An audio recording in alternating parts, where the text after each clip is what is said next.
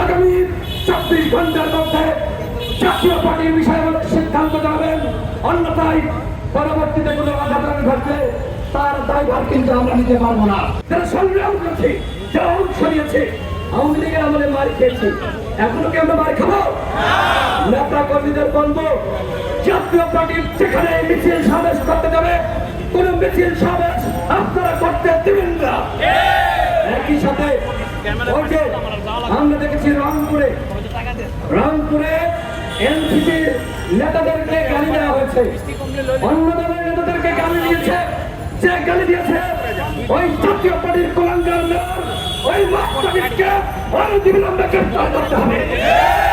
সেনাবাহিনীর পক্ষ থেকে গতকাল যারা জিয়ান কাদেরের বাড়িতে হামলা চালিয়েছে তাদের গ্রেফতার করার জন্য অভিযান চালিয়েছে। আমরা মনে করি ওটা হামলা আমরা সমর্থন করি না, কিন্তু আজকে জাতীয় পার্টি অন্যায় করেছে। আপনারা কেন জিয়ান কাদেরকে গ্রেফতার করছেন না? আপনারা কেন তুল্লুকে গ্রেফতার করছেন না? ওই শামীম হায়দার পাটোয়ারি এখনো পর্যন্ত কিভাবে টকশোতে গিয়ে বড় বড় কথা বলে মিডিয়ার ভাইদেরকে বলবো, এই জাতীয় পার্টির কাউকে টকশোতে দেখবেন না। এরা কোন অভ্যুত্থানের চেতনার বিপরীতে গিয়ে হাসিনার দোসরে কাজ করেছে। এই বাংলাদেশে হাসিনার কোন দোসরে রাস্তায় প্রশ্রয় দেওয়া যাবে না। যেমনিভাবে আওয়ামী লীগকে সাংগঠনিকভাবে নিষিদ্ধ করা হয়েছে, ঠিক একইভাবে জাতীয় পার্টি সহ 14 দলের কার্যক্রমকে অবশ্যই নিষিদ্ধ করতে হবে।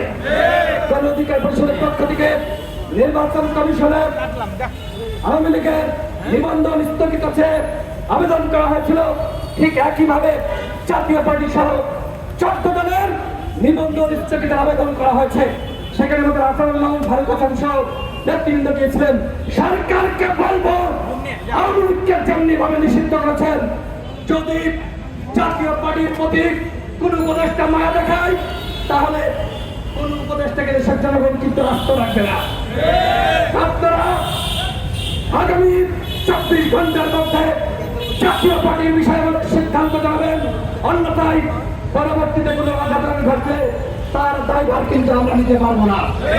দেশের আইন শৃঙ্খলা পরিস্থিতি ভেঙে ফেলেছে, আমরা সেনাবাহিনী সহ সকল বাহিনীকে অবশ্যই সহযোগিতা করবো, কিন্তু আওয়ামী লীগ মিছিল করবে, জাতীয় পার্টি মিছিল করবে, আর সেইটা আমরা ললিপপ খাইতে খাইতে মাইনা নিব, সেইটা হবে না বন্ধুগণ। সুতরাং আওয়ামী লীগের মিছিলের ব্যাপারে যেমনিভাবে আমাদের জিরো টলারেন্স, জাতীয় পার্টির মিছিল মিটিং এর ব্যাপারে আমাদের জিরো টলারেন্স ঘোষণা করা হলো।